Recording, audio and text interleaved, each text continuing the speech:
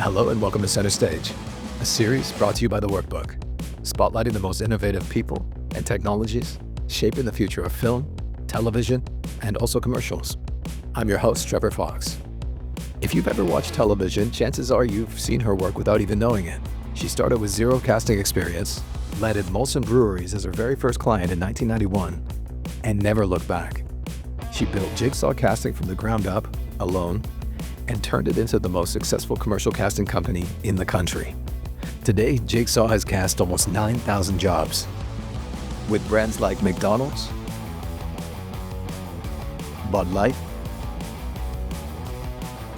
Apple, Buckley's, Cheerios, KFC, as well as Walmart on her roster. And that's just scratching the surface. Her fingerprints are on some of the most iconic campaigns ever made in Canada, including the Dove Evolution spot that went globally viral and won the Cannes Lion Viral Grand Prix, as well as the Sick Kids Undeniable spot that moved an entire nation.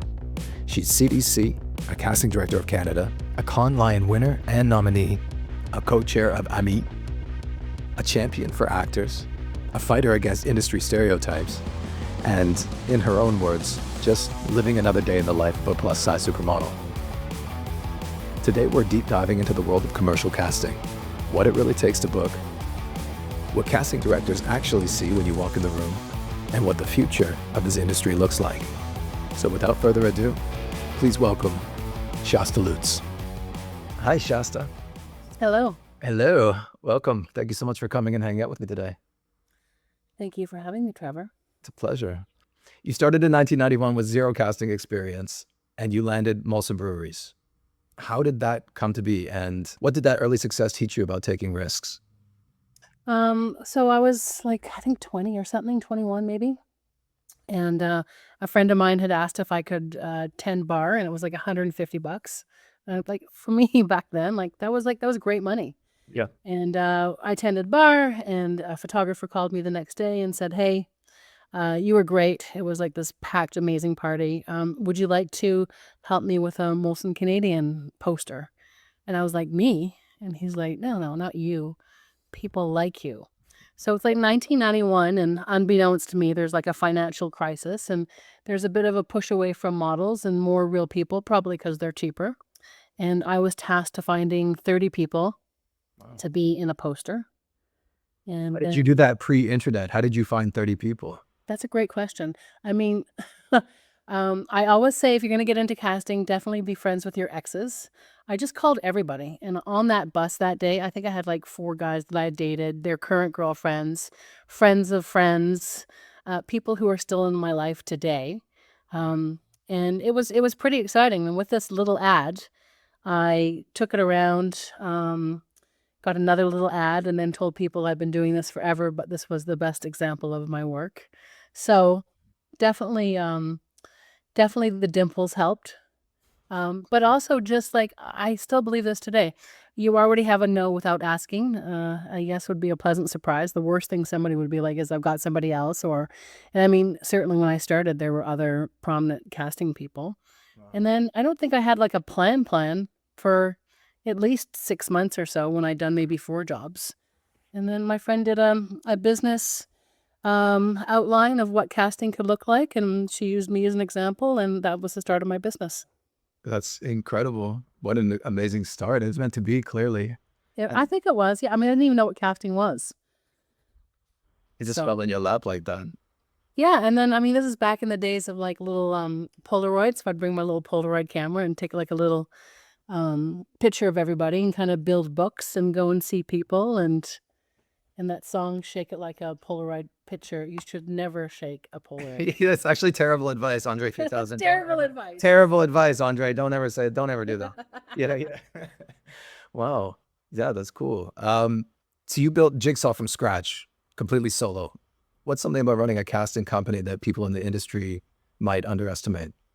Well, I think probably this is the best time to say, yes, I know that's what it says on my bio, and yes, it was me. I wasn't financed. It was me, but through, my casting associate, Diana Ricci, who's been with me for, I guess maybe almost 20 years, and Trevor Young, my camera guy, studio manager, and plus all the freelance folks that have come in and out of my life. Those are the people that really helped me build my business. And then of course clients that I still have today. So what do people like? I think people think that it's like lattes and nails getting done and oh you would be great.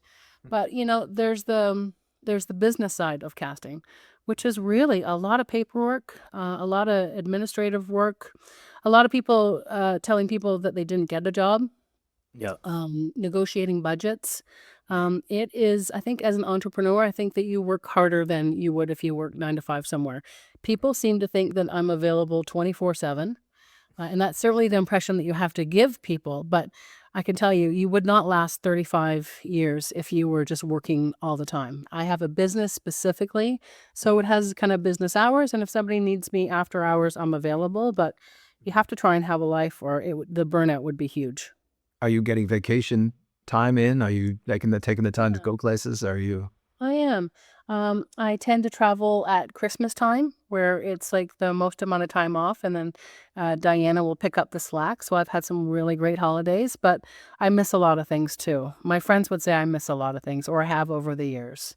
So I really struggle with that balance.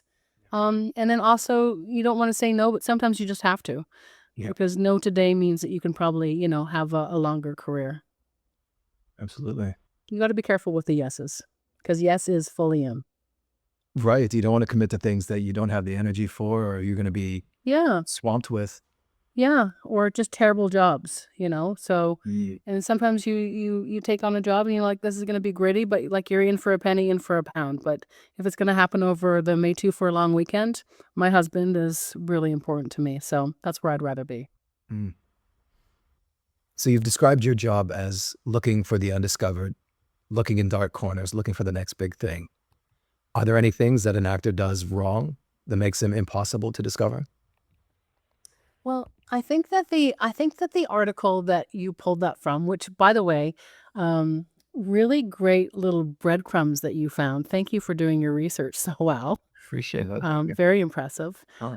I think that article specifically was talking about non-traditional casting, because as a casting director, we go through the talent agents, and if we can't find what we're looking for, we have to expand our search. So, in that specific case, I think I was referring to the types of jobs like trying to find Terry Fox. So we just did a campaign called Finish It, and I'm looking for and I know everything about amputations now, but I'm looking for a above the knee amputee and trying to find somebody who can run on a 45-year-old prosthetic. So that is what I meant about looking in dark corners, because there is just no place to find that. You have to network, and you have to network hard. And you can't give up, because you've accepted this job and the challenge. And in this particular case, the Pan Am Games, or sorry, not the Pan Am Games, but the Olympics were coming up, the Paralympic Games, and I found the perfect guy, but he's like, "Oh, I'm so sorry, I'm going to the Olympics." So I was like, "Great for you, but sucks for me." Dear Mel. Yeah. So in terms of like a traditional, like a working actor, yes, listen, you have to be on these sites where we can find you, and you need to be on social, and you can't have a crazy name because we just can't find you. Right. So on the sites like the workbook and things like Yep. that, you're able to look up. How easy is it to look up someone like that, like an amputee, like these? Well, I What mean, are the two? every site is different, but like for instance, this morning I was looking at casting workbook for people with red hair. Mhm. And so that's really nice to be able to go right in there and find those folks. But then maybe there's not a lot, so you've got to go back to your client and go, how would blonde work, and can we dye that hair? Mm. So it does help, and then it also helps with just having relationships with agents. So we had a campaign where we're looking for a celebrity, a Canadian celebrity, who's in town, who would do this. And I don't know if Jason Priestley shows up um, on the character's site. Maybe he would show up with his LA representation. Right. She's like, "What about Jason Priestley?" And I was like, "Great. Yeah. Love Priestley. 90210. Come on. Yes." Yeah. Wow. Yeah, that's great. Name dropping. Yeah, name drop. Let's go, I'm Priestley. name dropping the Canadians who Oh, yeah. actually happened to help us out and be in town because he was directing something. So Oh, wow. lucky to work in Canada where there's such nice people. That's absolutely true. Um, so what's the single biggest mistake you see actors making in the audition room, and what does it look like when someone gets it right? So I think the two key things for success would be preparedness. Like somebody who's, taken the time to read the script. I can't tell you how many times of somebody's come in and they're like, "Oh, there's a script." Um, and you walk past them, they were chatting to somebody outside of the room. And then flexibility, because I think that it's important to have a choice when you come into the room, but often the director has something else in mind and they'll be like, "Hey, can you try it this way?" Right. And I think that you have to be able to be flexible. The ability to take direction Yeah. is absolutely huge. So, what does it look like when somebody gets it right? They get the job. There it is, simple and plain. Yeah, they get the Yeah. job. Plain and Yeah. simple. The ability to be able to parrot back what the director is doing, that is just so important. To hear what they're saying and be able to say, okay, this is what you want. Let me do Yeah. that. And then boom, Yeah, pivot in the moment. yeah. And when in doubt, less is more. Mm. Is there like what's the difference? Okay, how do I say this? So less is more. I think in commercial acting, I think there's often a misconception that you need to act really big and over the top. You often find yourself telling people to pull it back, or how does that work I for think you? I think any actor that comes in where we have to pull it back is probably not going to get the job. I Right. don't think there is a difference between commercial acting and film acting, Mhm. other than I think commercial acting is probably a bit harder because you have to get it right quicker. Mm. You don't have a chance to gear up or gear down. Mm. But I would say that 95% of my directors, they're always like smaller, smaller, smaller. Mm. And it's weird sometimes, because you're so stoked to maybe be back in the room or something. Mhm. But a lot of people come in big, and it's like right out of the gate, 50% of that, Okay. just smaller and no smile on your face. I know you're happy to be there, but you're playing a role. Right. Exactly. You don't need to indicate that you're acting right now and like Yeah, sort of, yeah, yeah. yeah. Just be Yeah, I present. mean, listen, and that's not to say everybody does that. Certainly, somebody who's well trained just knows to just play the character. Right. Um, so you've done workshops specifically on turning auditions into bookings. What's one thing actors think helps their chances, but actually maybe doesn't? So just for clarity, I do not teach any workshops, but I've offered my time in exchange for a donation to the food bank, Okay. in terms of like workshops or interviews or whatnot. Mhm. The one thing that people do that thinks that this is going to turn it into a booking, really, and oh my God, I think I'm going to get calls after this, but wearing the same wardrobe as the first audition, like really, it's Okay. it's it's not as important. Um, Actually, I had this one guy, and the client just could not decide and kept bringing him back and bringing him back, and it was in summer, and his first audition outfit was like a corduroy kind of like jacket, Yeah. and like by the 13th time, like that thing, I'm sure just smelt. Oh no. So yeah, yeah. You don't want to be like, "Oh, where's the girl in the purple?" I mean, yes, that does happen every once in a while, but really what they're going to remember is where's the gal that had that great little beat or that little ad lib. Okay. That's contrary to what I've heard a lot of the time, which is, I oh, wear know. the same I thing, you know. style your hair the exact same way and all that. So, okay, that's Yeah, good to know. yeah. Yeah. I mean, I don't really think it matters, to be honest. They really just seem to remember that maybe that one time somebody was like, "Hey, where's that girl in the purple?" "Oh, she's already come in." "Oh, okay." But that I mean, that means she didn't do her job because we shouldn't be looking for the wardrobe. We should be looking for the acting. There you go. That's my opinion anyhow. That's it. Yeah, that definitely. So now that self-tapes are such a huge part of the process, are there any major things that separate a self-tape that gets a callback from one that gets ignored, besides simply acting ability? Yeah, certainly. And it's kind of weird that it's been like over 5 years since COVID, where commercially we saw a lot more self tapes than ever. But Right. here's like a pro tip, and that is simply read the director's self tape instructions. Mm. So many people don't. They just see the script, they have a little go at it, maybe a second one, and that's it. No more than two takes.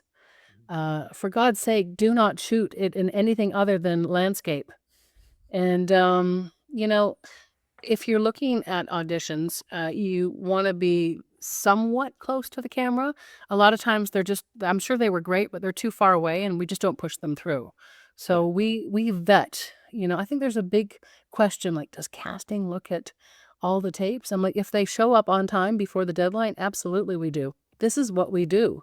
Yeah. And this is how we stay employed by, putting great people forward. So yes, Absolutely. 100%. So Also, frame wise, we need a little secret sauce.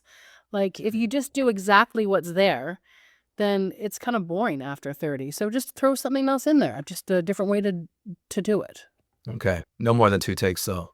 No, God, no. Somebody sent 7. It was like an 8-minute tape, and it was just like, oh my God, kill me. It's insulting. Mhm. Don't waste my time. It is. It Yeah. is. Like you need to be making these choices, not me. You pick the choice. Yeah. Yeah. Wow. Yeah. Okay. Good to know. Frame wise, how am I framed right now? Does this seem like is this wide enough? Is this close enough? How are we feeling You about look this? great. Yeah, okay. Fantastic. Yep. Looks Okay. good. Thank you so much. An Okay. A+. Okay. Yeah. You could even be a little bit further back. A nice Good. feeding shot is great. Yeah. Okay, cool. Good to know. No. Yeah, because your little arms are getting cut off. Oh yeah, that's true. We don't want that little arms to get cut off. No, we don't want that. So you've talked about pushing back against stereotypical casting specs, advocating for more diverse and real world representation on screen. How has the industry actually changed on that front, and where does it still fall short? Well, I think for the most part, agencies, clients are listening. And you can see that in terms of the commercials. There's definitely more representation. There still is some, box ticking that's going on. Like every once in a while, we'll get a job and it's like, we just need somebody that has a disability. And I'm like, well, what role are we going to put them in? Where are we shooting? Does it have accessible washrooms? So yeah, we're not there yet. And we're also in a world of like ever-changing language. So what was right last year may not be right this year. Like my newest one right now where I want to be an expert. I want to be able to navigate my client, especially if you're ever publishing something to the general public. And we got into a bit of a fisticuff where they wanted to say differently abled. And I was like, that's like, just Google that yourself. It's avoiding saying disability. Yes. And it's wrong. Yeah. Anybody that I've spoken to, or if I don't know, I always ask because I'm not an expert on everything. Yep. But then I just try and take that to my clients and just say, it should just be disability. It doesn't have to be differently abled. Differently abled sounds like we're afraid to say disability. Yeah. Like we're softening that. Right. Disabled is totally acceptable. Valid. Right. So it's a valid thing to say. There's no insult. Absolutely. Yeah. Yeah. Okay. Yeah. Or sometimes we'll hear like, what was this? Hearing impaired. And I was like, no. We say deaf. So there's a lot of that. And it changes. And I love that part. I love that part about that business where I am still learning. Mm. So casting is famously an unrecognized profession. And you've once said that we are an integral part of the creative and production process, but rarely get recognition. Has that changed at all for you now that the Oscars, as of this year, has its own casting category? I know that you were nominated for the Cannes Lion. Is the prospect of being more recognized in that way exciting to you? I mean, yes, absolutely. To me, like I love awards. I love being nominated. I love winning. I mean, we all do. And it's a little bit of a bummer that, when these credits are published, that often casting is missing. But for casting to be recognized at the Oscars, I mean, even though I am not a film casting director, my Instagram was going off the charts.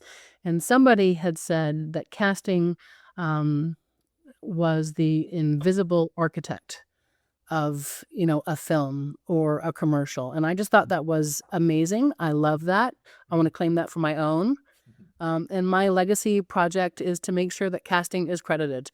Not so much for me because I've had, a great career, but those behind me. Because I can tell you, a big director, they look over and they're like, oh, who cast Jim Jenkins' spot? Oh, Shasta Lutz. Well, that helps you get more business for sure. Definitely. Yeah. How could it not? Yeah, it Recognition is does. It important. really Yeah. does. But if you look, often like they have like the PA or, the person that helped with craft services, but casting is missing. It's just an afterthought, but it shouldn't be because every great treatment starts with casting, casting, casting. Yeah. Even I think Spielberg said that it's right underneath the writer and the actor and the director. It's like such an integral foundational piece of the whole thing. So It is. And there was a yeah. great documentary called Casting by a New York casting director in like the Dustin Hoffman kind of era. And I mean, she was fascinating and she fought for this as well. So it's coming, but they could do way better. Like, and I'm working towards that too. Any particular steps that you're taking that you're able Yes. to? So I was a jury for Shots last year and I said, "Can I please see your application?" just to make sure that casting was on it. So I'm working my way. Often I'll say, "Great job. Who did the casting?" even if it's a competitor. And then also when, like, for instance, I work with directors that shoot all over the world, I'll be like, "Wow, that was great casting." And I'll go and I'll join their site and, keep my eye out for them. It's important to see casting in the credits, 100%. Yeah. That's cool that you're advocating for people that may I be am. your Yeah. competition as well. Yeah, that's good. You're all in this together and hmm yeah, I always celebrate my competitors. We're all in the same business and we're stronger as allies for sure. I love that. So with AI and synthetic media growing, what do you think the future of casting looks like? And do you think that there's a way of using it ethically or is it a detriment overall, in your opinion? I was at this open chair event with women who were in leadership positions and they were asked the same question. And one was like, "Oh, I embrace new things." And the other one was like, "No, I think this sucks." And I'm on the I think this sucks. I think that without guardrails and leaders to curb this new technology, I think that we're going to be out of work. Mhm. I don't really care how it's spun because I'm seeing it on my side, whether that be, we did a job where we had a calendar, like a fireman kind of calendar, and instead of casting those roles, they just AI'd them. Oh, Or I'm seeing contracts where they're like, we'll use other people's voices for different markets, and we're taking people out of work for sure. yeah. And there have been numerous breakdowns with AI clauses. And while I think that it's really important that you say that stuff up front, I think that we need more clarity because we're going to be out of work. Every time they create new content from a person, that's like one less shoot date, and that's one less shoot date not just for me, Mhm. but for producers, for hair and makeup, for location scouts. And then also here's the thing: every time you generate, a frame in AI, you're taking resources from the earth. So it is a no for me, and that might be controversial, or may not, I may be too much in the past, but it is a no for me for sure. Yeah, no, I agree with you. I think that's totally valid. And like the All right, resources alone, like using clean, potable water is, that's a huge thing. And taking work away from human beings is humongous. And It is. yeah, I It couldn't is. agree more. And it's like this is we are in this like because we're lucky to be in a business that's cool and fun a lot of the times, but it's also what pays our bills or sends our kids to schools. Like we need to pay our rent, and so I just think AI is. I'm not even optimistic. I'm scared. Yeah. I'm scared for the future. Okay. Yeah, I hear you. Okay, I'm not even sure I wanted to ask this question, but I'm going to ask it anyway, and I can use it or not. You can edit. I might just edit this out. So here it goes anyway. So I booked a handful of film and TV projects over the years, and I've submitted myself for hundreds of commercials over the years with different casting directors, and I've never booked a single one. And even though that I feel like my work is really strong and I'm good on camera and I listen to direction and you know, I can do the work. Do you have any advice for me or anyone like me that may be in a similar position where it's like, what is going on? Something's got to give here. What do I do? Like, Now, are you saying you yourself in your cute little face? yes. Okay. Oh, Yeah. that's very interesting. Yeah.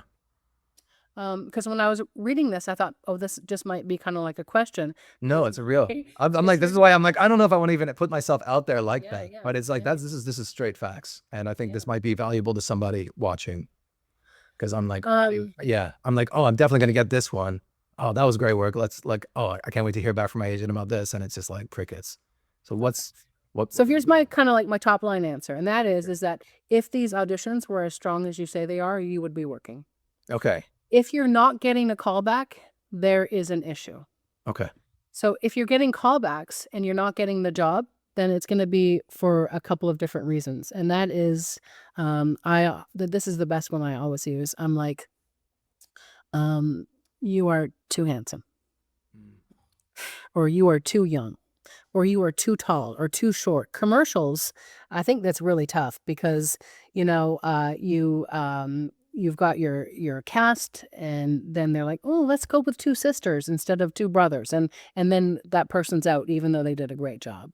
But the number one thing I would say to you specifically is that what is your training? When is the last time you took a class? Have you exercised your comedy muscle at like at a second city type place? Um, it doesn't matter how long you've been doing this, you need to exercise that muscle. You need to be taking classes to get better, and you need to be working with people and creating your own stuff as well. And then you can always get feedback. And sometimes I'm just like, oh, it was just like I'll just be as honest as I can on why somebody didn't get the job. And often it has nothing to do with you. But if you're not getting callbacks, that's an issue.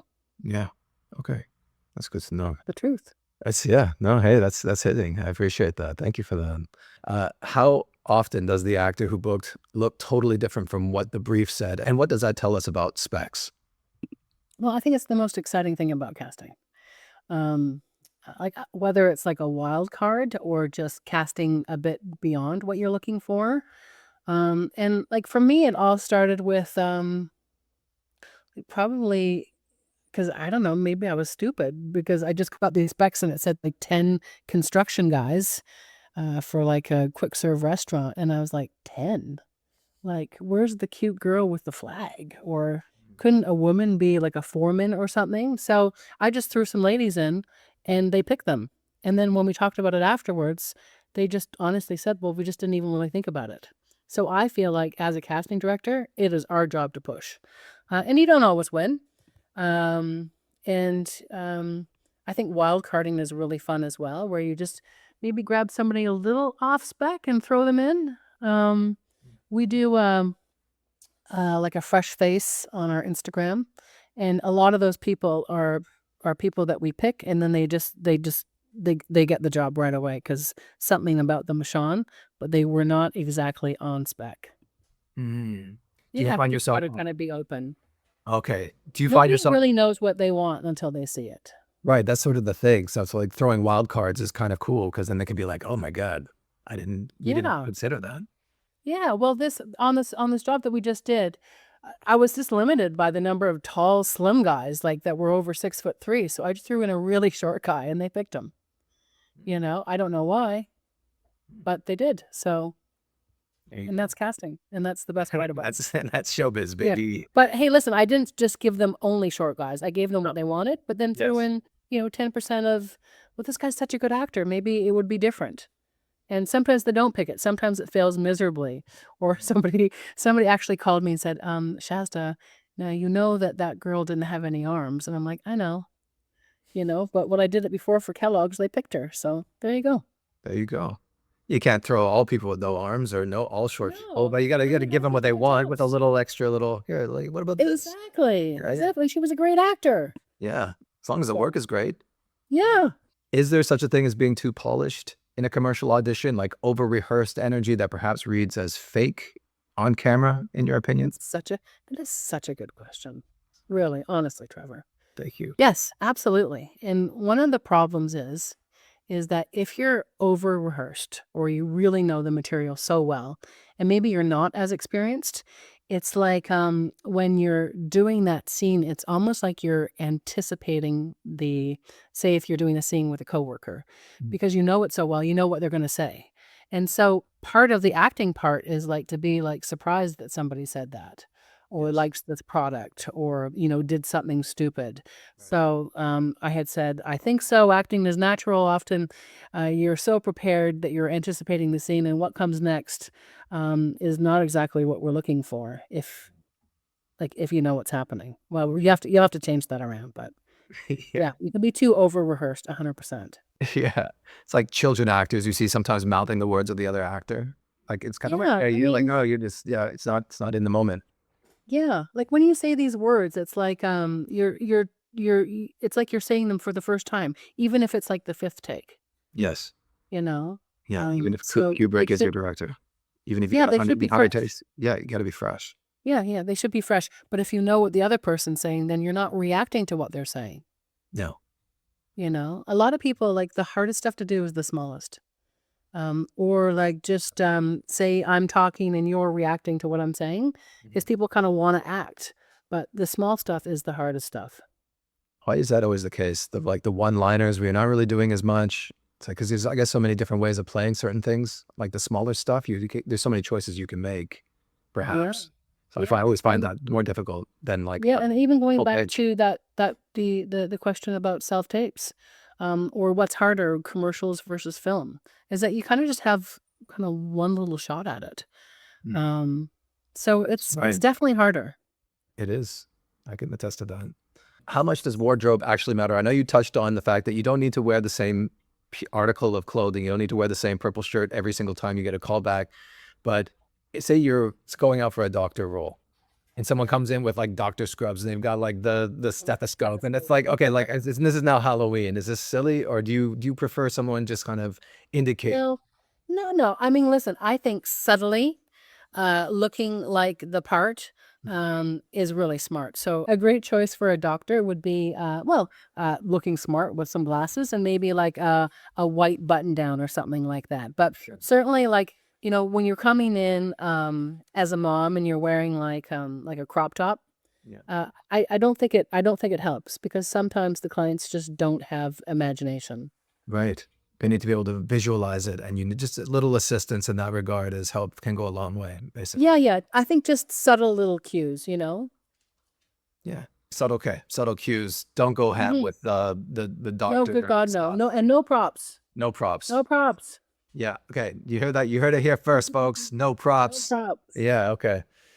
What do you wish actors knew about the decision that happens after they leave the room? The stuff that has nothing to do with their performance. Well, we did chat about this a little bit, and sometimes it's it has nothing to do with your performance. You did a great performance. You are on the table. I think that you just need to put it out of your head, because it would really, for me, I could never be an actor. I'd be too worried about not being liked or not getting the role. I think it's just special people that can be an actor. But sometimes you just don't get a job because it's like you're too tall, you're too short.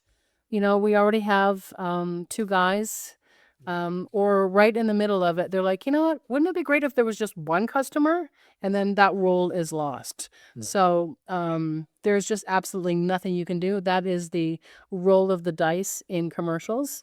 And it works the opposite way as well, where you're only casting for one role, but they're like, oh, wouldn't that be great if if there was two coworkers, and then you can get a job that you didn't even know, or you're coming in for a role, and then they just are like, oh, I think they'd be really good for the boss. So you've got no control. So let it go. Let it go. Let it go. That's actually, I think, probably the best advice for acting generally, just to forget it even happened. It's like, all Absolutely. right. It's like, just go, you went and like chop potatoes and all right, moving on. Like, it's Yeah, just, yeah. okay, And on to the next.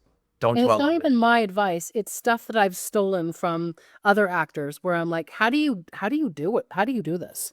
And Mhm. that's what they say. They just put it right out of their mind. And if they get a call, great. And if not, you go on to the next one. But I must say that sometimes there's some jaded or resentful actors that come in. And I just want to remind you, you are taking the spot of somebody else. Every opportunity you have is a chance to meet a new person, work on your craft, Mhm. maybe learn something about yourself.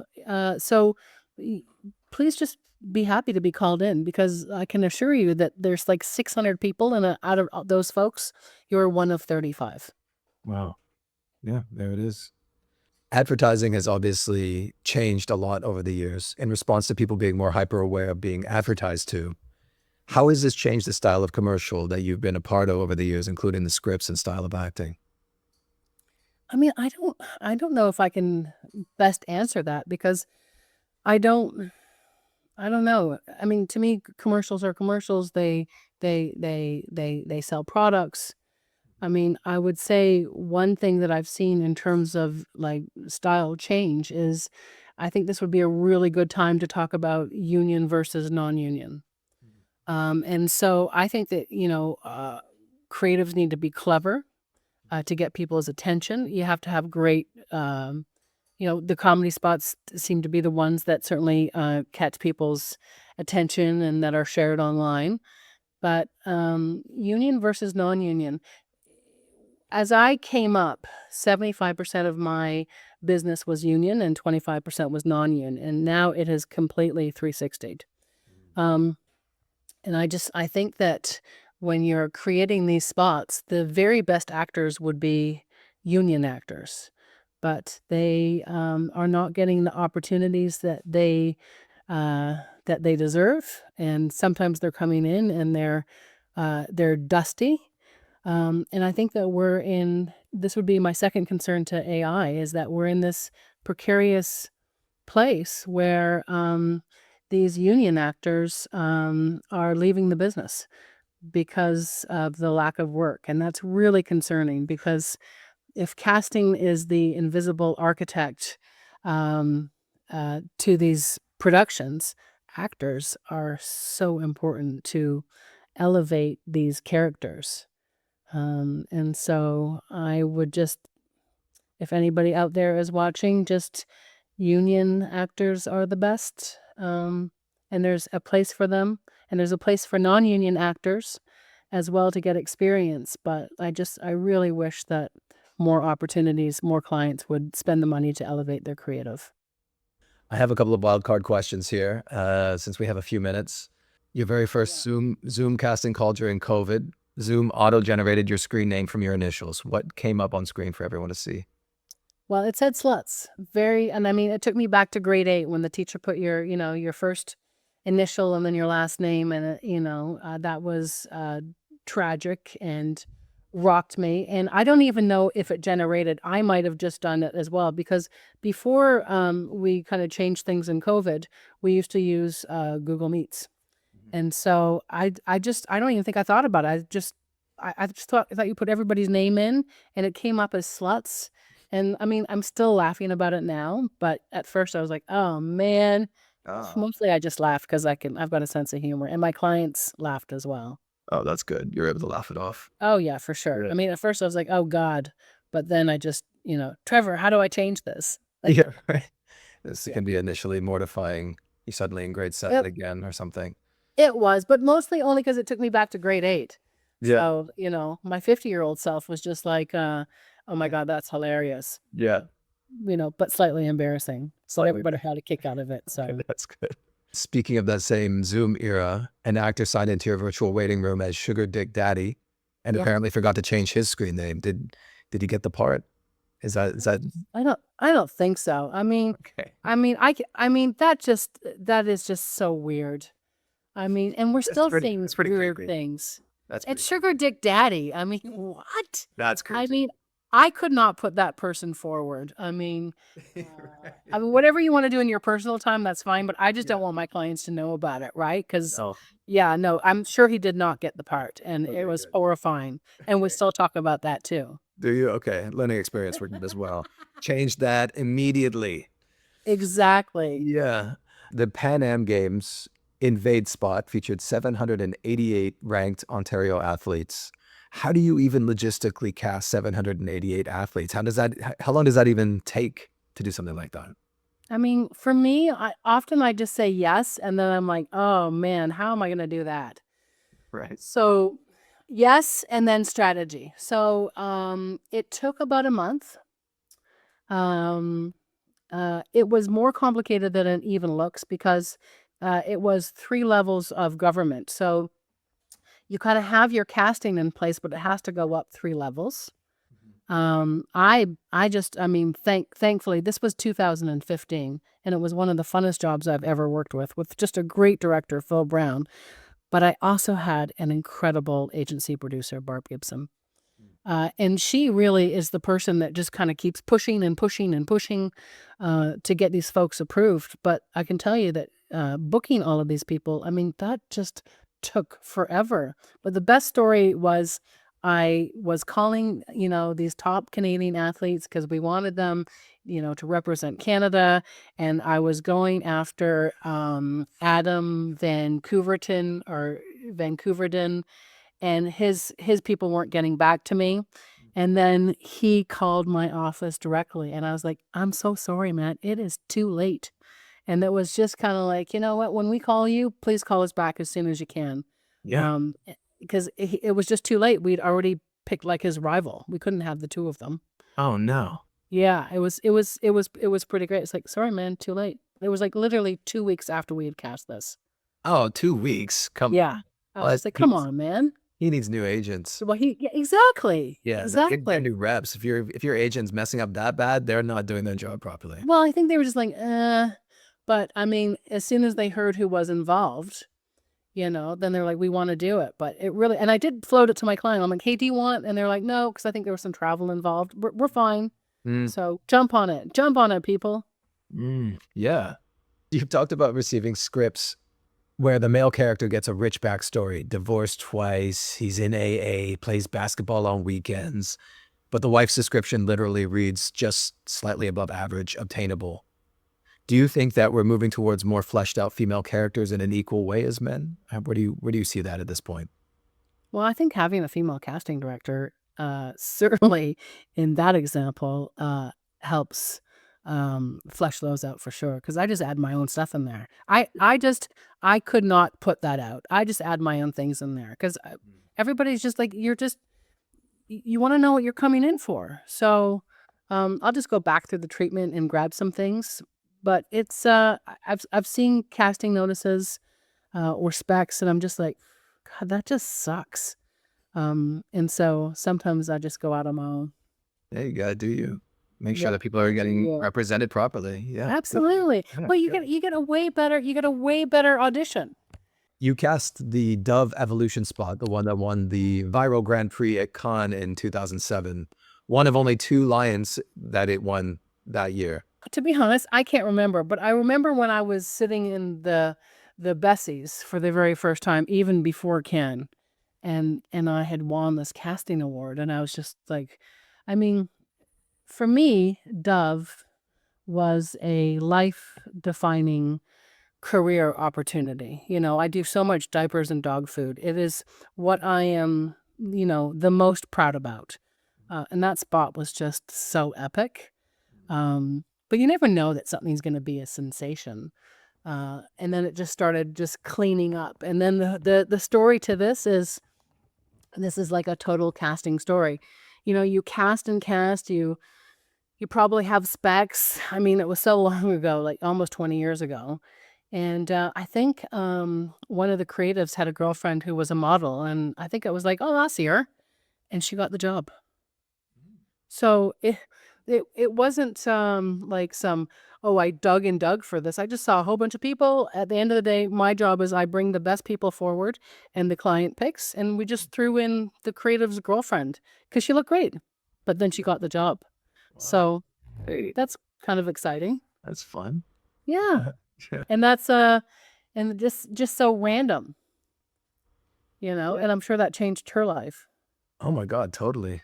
Right? I'll have to find that spot on YouTube or something and put that. I'm going to edit that over top of this, and so we can show the viewer what the spot Yeah, it was like. really cool. I mean, it was just really cool to be involved with that. For about 15 years, we did a lot of Dove. Yeah, it just made me feel really good. Are there any? I know that you've worked with some of the essentially the top brands in the world. You've worked with McDonald's, you worked with Pepsi as well as Coke. Are there any brands out there that you still feel like you'd love to work with that you haven't worked with yet? Well, I mean, I'm watching the new stuff that DoorDash is doing, and I'm like, I need to be doing more DoorDash. Yeah, listen, I'm interested in not so much the brand as just the creative. I see. With great directors, with leaders who give me an opportunity to bring great people to the project. In today's time, like what in the beginning, there was time and money. Yeah. And then there was, maybe time and no money. But now there's neither. So these projects are fast, and I would say that if you want an expert, you should definitely go to a casting director. Yep, definitely. Your LinkedIn shows that you went to Northern Secondary School in Toronto. You're actually listed on the school's alumni page. Okay, that's really weird to me because I don't even know if I graduated. It was the last year of grade 13. So you have grade 13 in Ontario. They did, and I believe I was the last year. I barely slept by, and then I was Me too. presented with this incredible opportunity. So I'm gonna have to go and check that out. I love that. I was all over in school, and that's very cool. Yeah. Did you have any mentors or a drama teacher or anybody that kind of like gave you a push in this direction or at all before you got the most center? Not at all. If you No. would have asked me what I would be doing for my career, it would not be this. I thought I was going to be a record man. And when I was 17 years old, I met Jeff Healey, and I was introduced to his band, which was just about to go gold in America with Angel Eyes, and they managed themselves, and I started running their fan club. I thought I was going to be like an A&R person. I never in a million years thought that I would get into casting. It's funny how life works like that sometimes. It is. Yeah. Where you think you're like, this is the path I'm on. This is where I'm going. And then it's like, life is like, but what about this? Yeah. And it turns out I was good at it, Yeah. So There you go. Yeah. Worked out for the best. Pretty cool. Yeah, it worked out amazingly. Your peanut butter Cheerios How to Dad spot was named one of the top 100 ads of 2019. And that's a wildly specific brief. Real dads, not actors who look like dads. How do you cast authentic for something like that? Well, here's the deal. We get briefs like that all the time, but we are not going to be seeing real dads for that kind of delivery. This was Michael Clowater who shot that, and he was at the beginning of his career, and we were doing a budget-conscious job. We didn't have a lot of money for this, and so we did some casting with real actors, and the best part of that story was there were a couple guys who weren't available at the front end of this and couldn't come in and audition. And I said, hey, listen, I've got this guy, James Gangle. I thought he'd be really good. He couldn't make it in. Would you see him for a recall? And some directors, they don't want to see fresh faces. And this director was like, yeah, sure. And James got the job. And that also got him his entry into the US as well. So that was pretty cool. Wow, look at that. Yeah. Good for him. Yeah. No, he was so good in that. I mean, it was brilliant directing as well. Are there any directors that you said that, the director is more important. Are there any directors out there that you are on your list that you'd like to be working with? Absolutely. Yeah. Absolutely. I hope they see my credits. Pardon me? I said, I hope they see my credits. Yeah. Are there any that you're able to name? Maybe we can manifest. I feel pretty lucky to be able to work with some really great directors, and more to come. This year I'm doing 35 PSAs to recognize 35 years. And people are like, why are you doing that? I mean, to give back to the business, but also it's an opportunity to meet some new up and coming directors. As some of the people that I've worked with, age out or do different things. So I'm really excited about meeting some new directors who are up and coming.